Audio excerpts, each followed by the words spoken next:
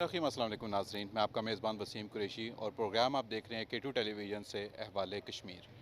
नाज़रीन, जैसा कि हम ये कोशिश करते रहते हैं कि आज़ाद कश्मीर के मुख्तलिफ़ एरियाज़ में जाकर वहाँ के जो मसाइल हैं उनके हवाले से आपको आगाही दें और उनके तदारक के लिए भी जो हुकाम बाला हैं उन तक हम आवाम की आवाज़ पहुँचाएँ। लेकिन उसके साथ साथ जहाँ पर कोई पॉजिटिव काम हम होता देखते हैं, वो भी हमारी कोशिश होती है कि आज़ाद कश्मीर में कहीं पर भी कोई पॉजिटिव काम हो रहा है तो वो भी हम आवाम तक पहुँचाएँ। क्योंकि ये K2 टेलीविज़न की ये कोशिश रहती है कि मस्बत कामों को भी ज़्यादा से ज़्यादा उजागर किया जा सके। आज हम एक मरतबा फिर मौजूद हैं डिस्ट्रिक्ट हेडक्वार्टर अस्पताल, पहले जो हुआ करता था अब तो डिविजनल हेडक्वार्टर अस्पताल बना दिया गया इसको मीरपुर आज़ाद कश्मीर में, उसके डायलिसिस सेंटर में, जहाँ पर एक निजी एनजीओ के साथ मिलकर गवर्नमेंट के साथ एक जॉइंट वेंचर क्रिएट किया गया है और उसके तहत यहाँ पर सैकड़ों मरीज़ों के माहाना डायलिसिस बिल्कुल फ्री ऑफ कॉस्ट किए जा रहे हैं, जिसकी कि आमतौर पर मार्केट में एक डायलिसिस का जो ख़र्च है वो 7 से 8 हज़ार रुपये है और यहाँ पर वो बिल्कुल टोटली फ्री ऑफ कॉस्ट किया जाता है। और उसके साथ उनको मज़ीद जो भी तिब्बी सहूलियात जो उनको ज़रूरत होती है, काउंसलिंग की ज़रूरत होती है, जो किसी भी डॉक्टर की तरफ से जो उसकी तशख़ीस है, इलाज का तरीक़ाकार है, अद्वियात कौन सी होनी चाहिए, उसके अंदर खुराक कौन सी होनी चाहिए, ये तमाम चीज़ें भी उनको साथ में सजेशंस जो हैं वो बिल्कुल फ्री ऑफ कॉस्ट दी जाती हैं। तो चलते हैं डायलिसिस सेंटर के अंदर और चलकर देखते हैं कि यहाँ पर मरीज़ों का किस तरह से इलाज किया जा रहा है और कौन कौन से मरीज़ किस किस इलाके से यहाँ पर आए हैं और वो इस तरीका इलाज से किस हद तक मुतमईन हैं। हमारे साथ मौजूद हैं लेडी डॉक्टर समरीन अज़ीज़ साहिबा, जो कि नेफ्रोलॉजिस्ट हैं, और इनसे हम जानना चाहेंगे कि जो गुर्दे के अमराज हैं उनके होने की वजूहात क्या होती हैं और ख़ास तौर पर ख़वातीन जो इसमें मुब्तला हो जाती हैं उनको इससे बचने के लिए क्या क्या करना चाहिए। गुर्दे की बीमारियां आजकल मोस्ट कॉमनली शुगर और ब्लड प्रेशर की वजह से हैं। आजकल लीडिंग काज जो रीनल फेलियर की है दैट इज़ डायबिटीज़, वो भी अनकंट्रोल डायबिटीज़। शुगर के मरीज़ स्टार्ट में अपनी बीमारी का बिल्कुल ख्याल नहीं रखते, अपने शुगर लेवल्स को कंट्रोल नहीं करते। शुरू में उन्हें लग रहा होता है कि कोई सिम्टम नहीं आ रहा तो ठीक है, बस चल रहा है गुजारा। लेकिन जैसे जैसे साल गुजरते जाते हैं, जिस तरह जिस्म के बाकी सारे हिस्से मुतासिर होते हैं शुगर से, उसी तरह गुर्दे भी मुतासिर होते हैं। ठीक है, तो सबसे ज़्यादा कॉमन काज़ जो है आजकल शुगर गुर्दे ख़राब होने की, वो शुगर है। शुगर है नंबर बिल्कुल। 1 कॉज़ है, ठीक ठीक है। है। उसके बाद हाइपरटेंशन है, दिल की बीमारियाँ हैं। मीरपुर के अंदर जो मैंने देखा है बहुत ज़्यादा कॉमन है पथरियों की बीमारी, वो हर एज ग्रुप में है, बच्चों में भी, बड़ों में भी। पथरियाँ बहुत कॉमन है यहाँ के लोगों में। और फिर पथरियों के मरीज़ हैं वो सीधा जाते हैं हकीम के पास, या फिर वो डेक्लोरान के इंजेक्शन हैं वो लगवाते रहते हैं। तो ये दूसरी बड़ी वजह इस रीजन के हवाले से जो कॉमन है वो ये है, पथरियों की बीमारी और बेजा दर्द की दवाइयों का इस्तेमाल। बगैर किसी मुस्तनद डॉक्टर की हदायत के किसी भी किस्म का दर्द का इंजेक्शन लोग लगवा लेते हैं, वो अल्टीमेटली आपके गुर्दों को डैमेज कर देता है। अच्छा डॉक्टर साहब, यहाँ पे मैं आपसे एक और चीज़ भी जानना चाहूँगा कि हमारे देखने वालों के साथ भी ये बात शेयर कीजिए कि दर्द जो है बेसिकली, दर्द वो कहते हैं दर्द ब्लेसिंग है कि वो आपको बताता है कि यहाँ पे कुछ ना कुछ गलत हो रहा है। तो अगर आप सिर्फ जो है पेन किलर्स लेते रहेंगे तो वो बीमारी का हल नहीं निकलेगा, ऐसा उससे ही वो है। मैनेज सिर्फ करने वाली बात है। जी, बिल्कुल ऐसा ही है। लोग अक्सर सिर्फ़ घर के नज़दीक कोई भी क्लिनिक है या कोई भी दवाइयों की दुकान है, वहाँ पे चले जाते हैं। वहाँ से जो मेडिकल स्टोर वाला है, उससे भी पूछ के कोई भी दर्द का टीका लगवा लेते हैं। दर्द सिर्फ़ एक अलामत है, वो ये आपको जानना चाहिए कि दर्द क्यों हो रहा है। और दूसरी अहम बात कि गुर्दे के मरीज़ों को एक बड़ी गलतफ़हमी होती है कि मुझे तो कभी गुर्दे का दर्द हुआ नहीं, तो मेरे गुर्दे कैसे ख़राब हो गए। तो गुर्दे की बीमारी अक्सर लोगों में शुरू में कोई सिम्टम नहीं देती। लोगों को शुरू-शुरू में कोई अलामत नहीं आती। ठीक है, बहुत ज़्यादा जब गुर्दे ख़राब हो जाते हैं, तकरीबन बिल्कुल आखिरी स्टेज पे जब पहुँच जाते हैं, तब मरीज़ को उसकी अलामात आना शुरू हो जाती हैं, जिसमें उल्टी, मतली, जिस्म में सोज़श होना, साँस की तंगी होना या होश ख़राब हो जाना या झटके लगना। ये अलामात तब ज़ाहिर होती हैं जब गुर्दे की बीमारी बिल्कुल आखिरी स्टेज पे पहुँच जाती है। गुर्दे की बीमारी में ज़रूरी नहीं है कि गुर्दे का दर्द हो या फिर शुरू में कोई अलामात आएँ।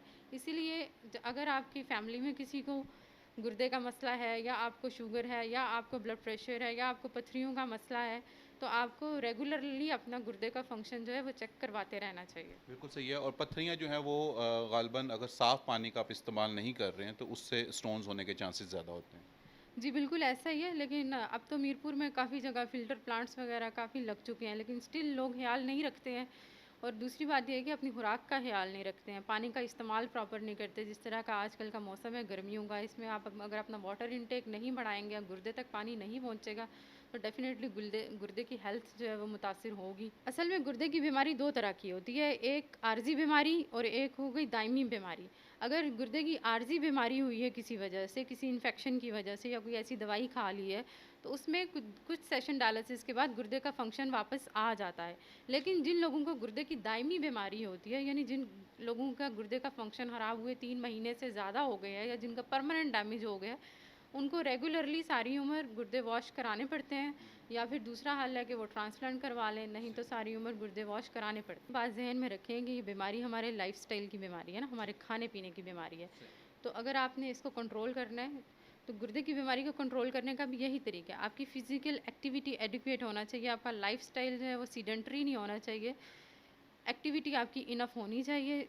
आइडियली हम कहते हैं कि सुबह शाम आपने 30-30 मिनट की वॉक, तेज़-तेज़ कदमों की जो वॉक होती है, वो हर इंसान को अपने और ये रूटीन वो में मशवरा है जो हम रखनी सबको देते चाहिए। हैं लेकिन खुद नहीं करते हैं। हाँ जी, बिल्कुल ऐसा ही है। और दूसरा ये बात है, प्रोसेस्ड फूड्स जितने भी हैं उनसे अवॉइड करना चाहिए। डब्बे के जूस, बोतलें, बाज़ार के दही, बाज़ार के दूध वगैरह, ये जितनी भी प्रोसेस्ड चीज़ें हैं उनसे दूर रहना है। नमक का इस्तेमाल वो कम से कम रखना है और ऑयल का इस्तेमाल वो कम से कम रखना जी, हमारे साथ मौजूद हैं डॉक्टर साहिर कमाल साहिबा, ये भी माहिर अमराज़ गुर्दा हैं और इनसे मैं एक बड़ा अहम सवाल करना चाह रहा हूँ कि जो डॉक्टर साहिबा जो पेशेंट डायलिसिस पे होते हैं, उनकी खुराक किस तरह की होनी चाहिए और उनको क्या चीज़ें जो हैं वो अपनी खुराक में बढ़ा देनी चाहिए और क्या कम कर देनी चाहिए? एक गुर्दे के मरीज़ को अपनी खुराक में जो है सबसे ज़्यादा प्रोटीन जो है उसका इंटेक अच्छा होना चाहिए। जब मरीज़ जो है गुर्दा है उसके डायलिसिस पे नहीं है, उससे पहले वो उसका प्रोटीन इंटेक उसने कम किया होता है, ठीक है। जब वो दोबारा डायलिसिस पे आ रहा है तो उसको प्रोटीन ज़्यादा चाहिए होता है। एक नॉर्मल बंदा है जितने भी इसको प्रोटीन की ज़रूरत होती है उससे ज़्यादा उसको प्रोटीन की ज़रूरत है। प्रोटीन के लिए गोश्त, मुर्गी वगैरह, ना कि जो बड़ा गोश्त है या ऑर्गन मीट है उसकी ज़रूरत नहीं होती इसे। इसके अलावा उसको अंडे की सफ़ेदी के ज़रिए प्रोटीन दिया जाता है। दूध वाली चीज़ें उसको रिस्ट्रिक्ट की जाती हैं कि फ़ॉस्फेट वगैरह हड्डियों की वजह से उसको कम किया जाता है। इसके अलावा नमक का इस्तेमाल कम रखना होता है, पानी का इस्तेमाल एक मुनासिब मिक़दार तक रखना होता है। बाकी जितनी भी प्रोसेस्ड फूड हैं वो उसको नहीं, उसकी बिल्कुल रिस्ट्रिक्ट रखने होते हैं, उससे परहेज़ करना होता है, बस यही चीज़। अच्छा, सब्जियों में जैसे हम लोग कहते हैं कि पालक, बैंगन या जिनमें आयरन ज़्यादा है, आलू, तो इससे भी एहतियात ज़रूरी है। पोटाशियम जिन चीज़ों में ज़्यादा है उससे परहेज़ करना होता है। आलू, पालक, जितनी भी चीज़ें, केला वगैरह, खजूर वगैरह, इनसे परहेज़ करना होता है। जो ड्रिंक्स हैं, सॉफ्ट ड्रिंक्स हैं, जैसे कोल्ड ड्रिंक्स हैं या इस तरह की चीज़ें हैं, वो अगर वो इस्तेमाल करते हैं जैसे कोला वगैरह या सोडा मुख्तलिफ़ किस्म का, ये नहीं इस्तेमाल कर सकते। कार्बोनेटेड ड्रिंक्स हैं, ये एक नुकसान पहुंचा रही हैं। एक आम इंसान के लिए भी ये नुकसानदेह हैं, तो वो गुर्दों के मरीज़ों के लिए तो वो बिल्कुल एक जहरीली चीज़ है। और डायलिसिस से पहले उन्हें क्या खुराक रखनी चाहिए और फिर बाद में क्या खुराक रखनी चाहिए? खुराक वही एक मुनासिब मिक़दार में खुराक होनी चाहिए, बहुत हैवी मील नहीं होना चाहिए। और कोशिश करनी चाहिए मरीज़ को कि वो डायलिसिस से 2 घंटे पहले अपना जो भी है खाना वगैरह वो करके आए, ठीक है, ताकि उसे डायलिसिस के दौरान कोई और मसला ना हो, बीपी लो होने का खतरा वगैरह ना हो। और बाद में उसका वही प्रोटीन इंटेक अच्छा होना चाहिए, एक नॉर्मल मुनासिब ग़िज़ा वही होना चाहिए। हम इस वक्त मौजूद हैं डायलिसिस वार्ड में, जहाँ पर जिसको पॉजिटिव वार्ड कहा जाता है, जहाँ पर हेपेटाइटिस सी के पेशेंट जो हैं वो ज़्यादातर मौजूद हैं और यहाँ पर डायलिसिस मशीनें जो हैं वो अपना काम कर रही हैं और यह जैसा कि आप देख रहे हैं। लेकिन उसके साथ मैं ये भी चाहूँगा कि यहाँ पर हमारे पास एक पेशेंट भी हैं कि उनसे हम लोग बातचीत कुछ करें और उनसे जानने की कोशिश करें कि वो अपने इलाज से कितने मुतमईन हैं और कहाँ से आए हैं, कितने अरसे से उनको जो है वो किडनीज़ की प्रॉब्लम है। अस्सलाम वालेकुम। वालेकुम सलाम। सर, नाम आपका? मोहम्मद परवेज़। परवेज़ साहब कहाँ से आए हैं? मैं एबटाबाद से। एबटाबाद से आए हैं। अच्छा परवेज़ साहब, आपको हेपेटाइटिस सी है साहब जी हाँ, और किडनीज़ का कब से प्रॉब्लम है आपको? ये 7 सालों से। 7 साल हो गए। जी। तो यहाँ पर आप मीरपुर आज़ाद कश्मीर में आते हैं जब यहाँ पे, तो कोई चार्जेस वगैरह आपसे लिए जाते हैं? कोई नहीं चार्जर नहीं लिए जाते। मेरा इधर ही इलाज होता है, एबटाबाद में जाता ही नहीं हूँ। इधर ही बच्चे हैं मेरे। जी, इधर ही इलाज होता है। तो वीक में कितनी दफ़ा आते हैं आप? हफ्ते में 3 दफ़ा। हफ्ते में 3 मरतबा आप आते हैं। तो आप यहाँ पर जो भी इलाज किया जा रहा है उससे मुतमईन हैं? जी बिल्कुल, हाँ, बहुत अच्छा है। अच्छा, आपको कोई वजह बताई थी डॉक्टरों ने कि ये हुआ क्यों था आपको? ये ब्लड प्रेशर की वजह से, ब्लड प्रेशर हाई होने की वजह से ये गुर्दे फेल हो गए थे। ब्लड प्रेशर हाई होने की वजह से आपको किडनी की प्रॉब्लम हो गई, तो वो फिर दोनों की दोनों ख़राब हो गई। दोनों के दोनों ख़राब हो तो इससे पहले कहाँ से इलाज करवाते रहे? गए। बस इधर से ही इलाज करवाया है। बीमार भी इधर ही हूँ, इधर ही दाखिल हुआ था, इधर ही फिर डिलासे शुरू हो गए थे। कितना टाइम लगता है आपको डायलिसिस होने में? 4 घंटे। 4 घंटे। और को ब्लड वगैरह की अरेंजमेंट तमाम चीज़ें जी वो सब कुछ होता है। वो यही करके देते हैं? जी हाँ।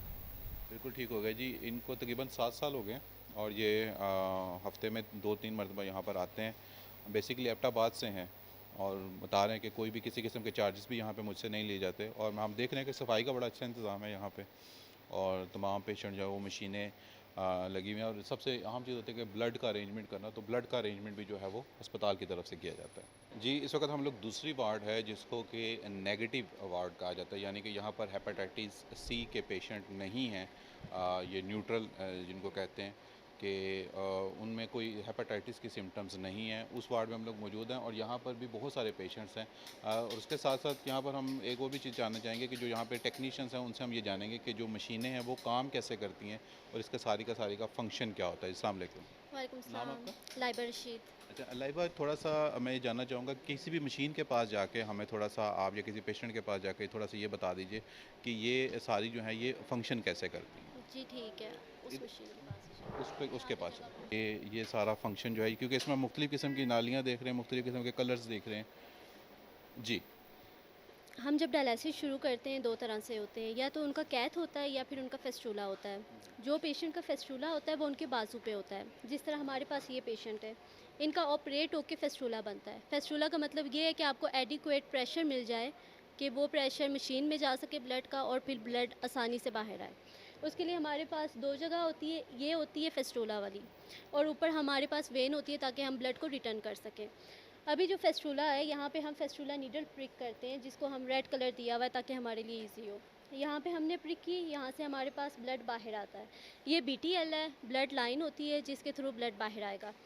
सेफली ब्लड आता है, ये आगे मशीन में पंप होता है। इस पंप की स्पीड हम एडजस्ट कर सकते हैं। अभी हमने 270 रखी हुई है, इसका मतलब है कि 270 ml पर मिनट ब्लड बाहर है। अब ये ब्लड यहाँ से हमारे पास जाएगा इस चैम्बर में, ये आर्टीरियर चैम्बर होता है और ये इसलिए होता है कि सेफली ब्लड आ सके और अगर कोई भी इशू हो, जिस तरह अगर ब्लड का प्रेशर काफ़ी नहीं है तो हमें यहाँ से अलार्म भी मिल जाता है कि जी ब्लड में कोई इशू आ रहा है या ठीक से नहीं आ रहा, क्योंकि अगर ब्लड कम आ रहा होगा तो फिर क्लॉट भी हो सकता है। आर्टीरियर चैम्बर के बाद ये ब्लड हमारे पास डायलाइज़र में जाता है, जिसको हम आर्टिफिशियल किडनी भी बोलते हैं। सारा प्रोसेस इसका होता है। मशीन सिर्फ ब्लड को बाहर लाती है, सारी प्योरीफिकेशन इस डायलाइज़र में होती है। यहाँ पे हमारे पास ब्लड आता है और यहाँ साइड पे हमारे पास कॉपलर्स लगे होते हैं, ये डायलासेट के होते हैं, जिसमें हमारे पास सोडियम, पोटेशियम, बाकी सारे इलेक्ट्रोलाइट्स होते हैं। और ये इसलिए होते हैं ताकि जो बॉडी में हमारे पास यूरिया क्रेटिनिन ज़्यादा हैं तो वो इस डायलासेट से मिल के तो बॉडी से बाहर आ जाएं और जो है वो नॉर्मल वैल्यू में बॉडी के अंदर रह सकें। इस हिसाब से यहाँ पे सारी प्योरीफिकेशन होती है। ब्लड नीचे जाता है जबकि डायलासेट ऑपोजिट पोजीशन में मूव करता हुआ ऊपर जाता है। इसके दौरान डिफ्यूजन होती है जिससे हमारा ब्लड क्लीन होता है। उसके बाद ब्लड अब बॉडी में रिटर्न करना है तो उसके लिए हमारे पास वीनस लाइन होती है। वीनस लाइन यहाँ पे ब्लड को लेके आती है और ये वीनस चैम्बर होता है। इसका ज़्यादा मकसद ये है कि अगर कोई भी एयर आ जाए तो उसको डिटेक्ट करेगा ये। अब एयर आती है, हमने कोई ड्रिप लगाई हुई है, उसके थ्रू अगर एयर आ जाए तो ये हमें अलार्म करेगी और हमने उसी टाइम उठ के एयर को रिमूव कर देना है, तो वो फिर ईजी हो जाता है। और अगर क्लॉट बन गया तब भी ये अलार्म देती है, तो उसी टाइम हम उठ के तो ब्लड रिटर्न कर देते हैं। ज़्यादा क्लॉट है तो फिर रिटर्न नहीं करेंगे क्योंकि वो पेशेंट के लिए ख़तरनाक होता है। उसके लिए हम 1 cc हेपरीन दे देते हैं जिससे क्लॉट नहीं होता। और फिर ये वीनस लाइन जाती है पेशेंट में, ये वीनस नीडल लगी हुई है, इसके थ्रू ब्लड रिटर्न हो जाता है और रिटर्न हम सेलाइन से करते हैं। बिल्कुल सही यार, बड़ा डिटेल से और बड़ा अच्छा आपने ब्रीफ किया, यानी कि एक ही दफ़ा में मुझे भी काफ़ी चीज़ें समझ में आ गई। ये पंप है जी, लाल वाली जो है ये आउट है और ये जो नीचे वाली जो ब्लू वाली हैं ये इन है। ये बेसिक फ़िल्टर है, आर्टिफिशियल किडनी है, यहाँ से ये तमाम फ़िल्टर होता है और एक चैम्बर पीछे बनाया हुआ है जो आने वाले खून में अगर कोई क्लॉट वगैरह कोई चीज़ें होती हैं उसको देख लेता है और एक चैम्बर उसके आगे बनाया हुआ है ताकि वो मज़ीद उसको जो है वो फ़िल्टर किया जा सके। अच्छा, एक और चीज़ भी थी कि बहुत सारी हम जगहों पे मशीनों पे जैसे ये इसकी ग्रीन लाइट है, कहीं पे हमने ब्लू देखी है, कहीं पे हमने येलो देखी है, इसका क्या मकसद होता है? जो येलो होती है वो प्रिपरेशन हुई हुई होती है। अगर हमने मशीन को, जब हम पेशेंट उतारते हैं उसके बाद हम रिंस करते हैं ताकि मशीन साफ़ हो जाए। जो पहले पेशेंट लगा हुआ है उसके कोई जरासीम ना बचे। रिंस होने के बाद जब मशीन को हम तैयार करते हैं उस टाइम वो प्रिपरेशन पे होती है। अभी ये पेशेंट लगा हुआ है, इसको हमने डायलिसिस पे लगाया है। डायलिसिस के लिए हम इस सेंसर में डालते हैं ताकि एयर को डिटेक्ट करे, क्लॉट को डिटेक्ट करे। इस सेंसर में डालने के बाद ये मशीन जो है ये डायलिसिस पे जाती है। और अगर ये येलो कलर है जिस तरह वो सामने है तो वो फिर प्रिपरेशन हुई हुई है, वो हमने डायलिसिस पे नहीं डाली हुई। ये मकसद होता है इस कलर का। बहुत शुक्रिया आपका, थैंक यू वेरी मच जी, बड़ी डिटेल से हमें बताया। अस्सलाम वालेकुम जी। सर नाम क्या आपका? काजी मोहम्मद यूनुस, काजी साहब किस जगह से आए हैं? चकसवारी से। कब से पेशेंट है आप किडनी? ये 4 महीने हो गए। 4 महीने हो गए। तो कितने डायलिसिस करवाते हैं आप हफ्ते में? हफ्ते में 2 दफ़ा। 2 दफ़ा। तो आप जो यहाँ पे सर्विसेज दी जा रही हैं, सहूलियात हैं, वो आप उनसे मुतमिन हैं? मुतमिन है जा। कोई किसी किस्म का चार्ज न कोई चार्ज नहीं। बिल्कुल सही है। तो वैसे आप करते क्या हैं? ऐसे बस हफ्ते में कोई 2 जॉब वगैरह, काम वगैरह कुछ करते वो दुकान है करेने की बस। हैं? अच्छा, आपको वैसे डॉक्टर ने बताया था कि क्यों हुआ आपको डायलिसिस, ये किडनी फेल क्यों हुई? ये इसी तीसरे रोज़े में मुझे सांस बंद हो गया था। सांस बिल्कुल बंद हो गया था। मुझे फिर उधर उठा कर एमरजेंसी में लेकर आए थे। अब एमरजेंसी में 10 दिन दाखिल रहा हूँ। फिर कोई बात नहीं बनी। डॉक्टर साहब कह रहे हैं कि गुर्दे वाश होंगे, इसके अलावा और कोई हाल नहीं है। ठीक है, और ये हाल होगा बस।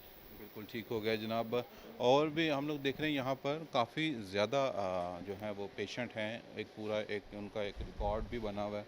और कुछ तो हम देख रहे हैं कि जिनकी उम्र भी हमें कोई इतनी ज़्यादा महसूस नहीं हो रही है, लेकिन उनसे भी हम ये चाहेंगे कि साथ में जो है वो बातचीत की जा सके। एक और दोस्त हैं यहाँ पे। अस्सलाम वालेकुम। नाम आपका क्या है? साजिद महमूद, साजिद किस जगह से हैं? चित्रपति से। अच्छा, बड़ी थोड़ी सी एज में यार आपको किडनी का मसला हो गया, अल्लाह पाक आपको सेहत दे। तो कितनी दफ़ा आते हैं हफ्ते में? हफ्ते में 2 बार। 2 बार आते हैं। जी, तो वैसे करते क्या हैं? मैं स्टूडेंट था, फिर ये मसला हो गया। किस क्लास में? एमए किया था, एमए किस चीज़ में? इस्लामिक स्टडी में। अच्छा, और अभी कुछ भी नहीं कर रहे हैं? अभी बस कुछ नहीं। अभी कुछ भी नहीं कर रहे ये हैं। चलें, जो सर्विसेज यहाँ पर दी जा रही हैं अस्पताल में, इनसे आप मुतमिन हैं? मुतमिन हो गया, बिल्कुल ठीक है। जब भी कोई मसला होता है 2 बार ड्रेसेस होते हैं, लेकिन अगर कोई किसी सेहत की वजह से कोई तीसरा मसला हो जाए ना ड्रेसेस का, इनको फ़ोन कर देते हैं हम घंटे 2 पहले। वो वक्त जब इन्हें वक्त मिलता है ना उस वक्त हमें बुला देते हैं फिर वो। चलें, बहुत शुक्रिया जी, अल्लाह पाक आपको सेहत तंदरुस्ती दे। और बहुत सारे ऐसे लोग हैं जो मुख्तलिफ़ इलाक़ों से यहाँ पर आए हुए हैं, उसमें ख़वातीन भी हैं, उसमें जेंट्स भी हैं। एक और साहब भी यहाँ पर हमारे साथ हैं। अस्सलाम वालेकुम। सलाम। सर नाम आपका? मोहम्मद आतिफ। आतिफ कहाँ से आए हैं? ये चकसवारी से। चकसवारी से। तो आतिफ आपको कब से ये मर्ज़ है? हो गए तकरीबन 6-7 महीने की। 6-7 महीने हो गए। जी, तो कितने दफ़ा आते हैं हफ्ते में? हफ्ते में 2 दफ़ा आते हैं। अच्छा, जो सर्विसेज दी जा रही हैं यहाँ पे उससे मुतमिन है? जी जी माशाल्लाह बहुत अच्छे दे रहे हैं। अस्सलाम वालेकुम मेरी बहन, आपका नाम क्या है? आलिया, आलिया। आलिया कब से किडनी का मसला हो गया? ये 1 साल हो गए। अच्छा आलिया, आप यहाँ पे आती हैं, आपसे कोई चार्जेस वगैरह तो नहीं लेते? क्या? आपसे कोई पैसे तो नहीं लेते? नहीं, तो कितनी दफ़ा आती हैं हफ्ते में? 2 दफ़ा। तो रिहाइश कहाँ पे आपकी? हंगू हंगू बन कोहाट। कोहाट से हैं आप? जी। अच्छा, ये कोहाट से जनाब ये आ रही हैं यहाँ पर। और कुछ मैं देख रहा हूँ कि यहाँ पर लवाकिन भी हैं। अस्सलाम वालेकुम सर। सर नाम आपका? जी मतलूब। मतलूब साहब। जी जी मतलूब साहब, आपके साथ आपकी मिसिज़ हैं गालबन? जी जी। तो अल्लाह पाक सेहत दे। कब से इनको ये किडनी का मसला हुआ? मतलब है कुछ ऐसा ऐसा हो गया ना, चौथी मरतबा आए यहाँ वाश कराने के लिए। अच्छा, जी जी। तो डायग्नोज कब हुआ? हो गया ना तकरीबन कोई 20 की तारीख को शुरू हुआ। जी जी। सही है। अच्छा, ये जो सारा सिलसिला है एक जॉइंट वेंचर है गवर्नमेंट के साथ, जो है गवर्नमेंट के साथ जो है आपका वो फलाह बहबूद इंसानियत फाउंडेशन जो है उनके साथ मिल के अब ये सारा वो जो सारा सिलसिला ये चल रहा है। तो आप क्या समझते हैं कि सर्विसेज कैसी हैं और ये लोग कैसा काम कर रहे ऐसा हैं? मतलब है इन लोगों का शुक्रगुजार हैं कि लोगों ने मतलब हर इंसान के साथ इनका अच्छा सलूक है। जी जी। मतलब जो इंसानी हकूक़ के मतलब हर मरीज़ की ख्याल रखने और हर मरीज़ की इज़्ज़त देने लिए। जी जी। सबसे अहम चीज़ ये है कि प्यार और इज्जत जो है। मतलब है कि हर मरीज़ को इज़्ज़त देते हैं और प्यार से बात करते हैं। इनका खलूस सबसे अच्छा मतलब है कि इंसानियत के तकाजे से। अस्सलाम वालेकुम। आपका नाम? फाफा। अल्लाह ताला आपको सेहत दे। तो यहाँ पे आप कितनी दफ़ा आते हैं हफ्ते में? हफ्ते में 2 दफ़ा। 2 दफ़ा आते हैं हफ्ते में। जी। तो तबीयत आप कुछ बेहतर है आपकी? बस ठीक है, जो करा रही हूँ, रेसन करा रही हूँ, वो ठीक है। ऐसे पता है शुगर भी है, बीपी भी है, बहुत और भी बीमारियाँ हैं। इसकी वजह से थोड़ा मैं स्टाफ कोऑपरेटिव है? जी, स्टाफ आपके साथ कोऑपरेटिव जी, बिल्कुल माशाल्लाह बहुत अच्छे हैं, बहुत इज़्ज़त देते हैं, अच्छे तरीके से बोलते हैं, अच्छे तरीके से देखते हैं। का बहुत-बहुत ये एक बड़ी अहम चीज़ है कि पेशेंट आधे से ज़्यादा ठीक हो जाता है उस सूरत में जब आप उसकी रिस्पेक्ट करते हैं, आप उसको अपनाइयत का एहसास दिलवाते हैं, आप उसको एक रिस्पेक्ट देते हैं और उसकी तकलीफ़ को अपनी तकलीफ़ समझते हुए जब आप उसके साथ ट्रीट करते हैं तो वो आधे से ज़्यादा तो नफसियाती तौर पे ही वो ठीक हो जाता है। अच्छा, यहाँ पे हम लोग ये देख रहे हैं सर, आपसे थोड़ी सी बात मैं चाहूँगा करना, अगर आप 2 मिनट यहाँ पे हमारे पास आ जाएँ। आपका नाम सर? रहमत अली मेरा नाम है। रहमत साहब, आप यहाँ पे एज मतलब कि चीफ टेक्नोलॉजिस्ट। चीफ टेक्नोलॉजिस्ट बिल्कुल आप यहाँ पे काम कर रहे हैं। अच्छा, कितने पेशेंट आप डेली के यहाँ पर देख रहे हैं और ये डेली- तमाम इनका रिकॉर्ड है? जी जी रिकॉर्ड है इनका। हमारे पास तकरीबन डेली जो है ना 55 पेशेंट जो है ना लग रहे हैं नॉर्मली, और 2 दिन हफ्ते में जो है ना ये इससे ज़्यादा हैं। सही। वो 2 दिन हमारे यहाँ जो है ना 3 शिफ्टें हैं, बल्कि अगर कोई छुट्टी सरकारी आ जाए तो उस वक्त जो है ना हमारे पास 4 शिफ्टें बन जाती हैं। पर डे जो है ना एवरेज 60 से ज़्यादा पेशेंट आ रहे हैं सही। Per day. 60 से ज़्यादा पेशेंट जो है वो यहाँ पे आ रहे हैं मुख्तलिफ इलाकों से आ रहे हैं। मुख्तलिफ इलाकों से, कोई समानी से आ रहा है, कोई इधर कलडब से आ रहा है, कोई इसी अभी तरह मैं देख रहा था वो मालिक बहन को हार्ट से आई हैं। मंगला से आ रहा है, कोई देने से भी आ रहा है। ये कोई मतलब पाबंदी नहीं है, कोई जो मर्जी पाबंदी जहाँ नहीं है। मर्जी हाँ, जो भी आए उसे इमरजेंसी हम दे रहे हैं इंशाल्लाह, free service. Thank you very much. हमारे साथ मौजूद हैं डॉक्टर ताहिर महमूद साहब, जो कि ये तमाम जितना यहाँ पर सेटअप है किडनी डायलिसिस के हवाले से उस तमाम को मॉनिटर भी कर रहे हैं, उसकी लुक आफ्टर भी कर रहे हैं और उसको हेड भी कर रहे हैं। अस्सलाम वालेकुम डॉक्टर साहब। वालेकुम सलाम वरहमतुल्लाह। डॉक्टर साहब, थोड़ा सा बताइएगा कि जो है गवर्नमेंट के साथ आपका एक जॉइंट वेंचर है और उसी के तहत आप ये काम कर रहे हैं और मेरे इल्म में है कि करोड़ों रुपए का बजट भी है, तो ये सारा सिलसिला शुरू कैसे हुआ और कितने पेशेंट आप यहाँ पर देख रहे हैं, किन किन इलाकों से लोग आते हैं और इससे एक्सपेंसेस जो हैं वो कैसे मीट कैसे होते हैं? आपका बहुत शुक्रिया। आज से कोई 20-25 साल पहले हमारे कुछ बुज़ुर्ग दोस्त भाई उन्होंने ये महसूस किया कि जब किसी इंसान के गुर्दे फेल हो जाते हैं तो उसको बड़े शहरों में रेफ़र कर दिया जाता है, और देखा यह गया कि अक्सर लोग वहाँ या तो पहुँच नहीं सकते थे, अगर पहुँच जाते थे तो वसाइल ना होने की वजह से बहुत जल्द वो घर बैठ जाते थे और उनकी वफ़ात हो जाती थी। तो इस तकलीफ़ को, इस मसले को मद्देनज़र रखते हुए उन्होंने ये फ़ैसला किया कि डायलिसिस सेंटर मुकामी तौर पे हो, तो उसके साथ साथ जो वसाइल चाहिए, इसके चूँकि इंतहाई महंगा इलाज है और आम लोग अफोर्ड नहीं कर सकते, तो उन्होंने यहाँ पे आज़ाद कश्मीर का पहला डायलिसिस सेंटर मीरपुर DHQ अस्पताल के साथ एक जॉइंट वेंचर के तौर पे NGO और गवर्नमेंट ऑफ आज़ाद जम्मू कश्मीर ने मिल के इसको कायम किया। 2003 में इसका बाकायदा आगाज़ हुआ 4 मशीनों के साथ, और फिर जैसे जैसे ज़रूरियात बढ़ती गई, मरीज़ों की तादाद में इजाफा होता गया, तो हम भी अपनी कैपेसिटी को बिल्ड करते रहे। आज अल्हम्दुलिल्लाह हम 27 मशीनों के साथ 3 शिफ्टों में जितने भी मरीज़ हमारे पास यहाँ पे मौजूद होते हैं उन सब को हफ्ते में 2 से 3 दफ़ा डायलिसिस की सहूलत बिला मुआवजा और बग़ैर किसी ताख़ीर और बग़ैर किसी वेटिंग लिस्ट के फौरी तौर पे मुहैया कर देते हैं। इस वक्त हमारे पास 125 से ज़्यादा मरीज़ जो हैं रजिस्टर्ड हैं, जो रेगुलर बेसिस पे डायलिसिस करवा रहे हैं।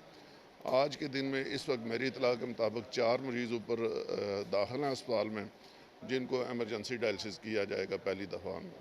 तो डिवीजनल हेडक्वार्टर होने की वजह से एमरजेंसी का बोझ भी हमारे बहुत ज़्यादा है। रोज़ाना 4-6 केसेस एमरजेंसी के हमारे पास आते हैं, और जिस वक्त मरीज़ स्टेबल हो जाते हैं तो फिर उनको हम उनके घर के नज़दीक जो डायलिसिस सेंटर है उनमें शिफ्ट करते हैं। तो इस वक्त जो हमारे अखराजात हैं एक डायलिसिस पे, जो चूँकि हम नॉन प्रॉफिट ऑर्गेनाइजेशन हैं, तो हम जो ख़र्चा बताते हैं वो सिर्फ जो एक्चुअल अखराजात हैं वो बताते हैं। तो तकरीबन एक डायलिसिस पे एक दफ़ा का ख़र्चा जो 5,000 रुपये के करीब आता है। यही ख़र्चा जब मार्केट में जाते हैं, मतलब प्राइवेट इलाज कराते हैं 7 से 8,000 रुपये, और बड़े सेंटर्स में इससे भी ज़्यादा होता है। तो एक आम इंसान को ज़िंदा रहने के लिए अगर वो इस्लामाबाद जाए, ट्रांसपोर्ट के अखराजात, डायलिसिस के बाकी सारा मिला के, तो 3 से 4 लाख रुपया माहाना चाहिए। बिल्कुल सही है। अच्छा सर, मैं ये भी आपसे जानना चाहता हूँ कि गवर्नमेंट इसमें आपकी कितनी मदद कर रही है, मतलब क्या सपोर्ट आपको गवर्नमेंट की तरफ से है? गवर्नमेंट की तरफ से बिल्डिंग, बिजली, पानी, उसके साथ कुछ स्टाफ मेंबर्स और सालाना ग्रांट हमें मिलती है। पहले वो कम होती थी, इस साल पहली दफ़ा हमें 1,45 लाख रुपए दिए गए सामान की शक्ल में। तो तकरीबन 25% शेयर इसके अंदर गवर्नमेंट का है, बाकी 75% जो है हम मकामी वसाइल अपने जो लोगों से इकट्ठे करके और उसको इसको मेंटेन करने के लिए मशीनें, उनकी मेंटेनेंस, डिस्पोजेबल और स्टाफ की बड़ी तादाद जो है वो हमारे पेरोल पे है। तो इस तरीके से हम मिलजुल के इसको ऐसा तरीके से चला रहे हैं। और इसमें सबसे बड़ा जो मैं जिस बात पे अल्लाह ताला का शुक्र अदा करता हूँ वो इस बात पे कि हमारे पास वेटिंग लिस्ट कोई नहीं है और ये आज़ाद कश्मीर का वाहिद सेंटर है। मैं मुजफ्फराबाद भी गया, बाकी सेंटर्स भी मैंने देखे हैं कि जहाँ पे मरीज़ों को इंतज़ार करना पड़ता है कब उनकी बारी आएगी। यहाँ अल्हम्दुलिल्लाह ऐसा कोई नहीं है। और इसमें कोई वो नहीं है कि कोई आपके पास जेहलम से आ जाता है, लाहौर से आ जाता है, कोहाट से आता है, कराची से आता है, कहाँ कहीं से भी आ सकता है? बुनियादी तौर पे तो ज़ाहिर है ये मकामी तौर पे जो अफराद हैं उनकी सहूलत के लिए। और डायलिसिस ऐसा काम है कि जो जितने करीब उसके होगा मरीज़ के, उसको उतनी आसानी होगी। लेकिन ज़ाहिर है मजबूरियाँ होती हैं लोगों की। हमारे पास पिछले दिनों अफगान खातून भी थी जो घूम फिर के जब उनको कहीं पे ये सहूलत नहीं मिली हमारे पास आई, तो हमारे पास जो गुंजाइश मौजूद थी हमने उनको रजिस्टर किया। जेलम से बाकी लाहौर तक से भी और कराची से भी लोग हमारे पास आते हैं। तो हस्ब ज़रूरत हम जो जिन लोगों को अकोमोडेट करना होता है इसमें किसी बंदे को हम रिफ्यूज़ नहीं करते। तो अल्हम्दुलिल्लाह हमारे पास तकरीबन तमाम इलाकों से मरीज़ मौजूद हैं। बहुत शुक्रिया सर आपका, थैंक यू वेरी मच जी। और नाज़रीन, आज का प्रोग्राम आपने देखा, K2 टेलीविज़न की हमेशा ये कोशिश होती है कि जहाँ पर आवाम के मसाइल को हम उजागर करें, जहाँ पर कुछ तनकीद के प्रोग्राम भी होते हैं ताकि आवाम को रिलीफ मिल सके, वहाँ पर अगर कोई पॉजिटिव चीज़ कहीं पर हो रही है तो वो भी आवाम तक पहुँचाई जाए। और मैं ये समझता हूँ कि ये इनकी जो NGO है उसका और जो गवर्नमेंट के साथ एक जॉइंट वेंचर है उसका एक बहुत बड़ा एक कदम है और बड़ा अहसन कदम है कि लोगों की तकलीफ़ में ये लोग रिलीफ़ का बायस बन रहे हैं। DHQ जो है ये यहाँ पे डिविजनल हेडक्वार्टर बन गया, जो मीरपुर का जो DHQ पहले हुआ करता था। और यहाँ पर मैंने देखा कि बहुत ज़्यादा मरीज़ और ये सैकड़ों मरीज़ों को माहाना रिलीफ़ दे रहे हैं यहाँ पर डायलिसिस की सूरत में। तो हमारी ये दुआ भी है और हमारी ये ख्वाहिश भी है कि जो यहाँ पर लोग मरीज़ हैं अल्लाह पाक उनको सेहत दे, और हमारी ये दुआ है कि इन लोगों को अल्लाह पाक इस्तकामत दे और इस तरह के जो पॉजिटिव सोच रखने वाले लोग हैं उनका भरपूर तौर पर साथ भी दें। और ना सिर्फ यहाँ पर बल्कि आप जहाँ जहाँ भी हमारी आवाज़ जा रही है पाकिस्तान में या पाकिस्तान से बाहर भी, तो आप जो इस तरह के जो लोग हैं जो गवर्नमेंट के साथ जॉइंट वेंचर्स हैं उनके साथ मिल के जो काम कर रहे हैं, जो NGOs जो इदारे काम कर रहे हैं, पॉजिटिवली काम कर रहे हैं, आप उनका भरपूर साथ दें। इसी के साथ वसीम कुरैशी को मीरपुर आज़ाद कश्मीर से इजाज़त दीजिएगा। इंशाअल्लाह ताला आने वाले प्रोग्राम में नए मौजू के साथ आपसे फिर से मुलाकात करेंगे। अल्लाह हाफ़िज़।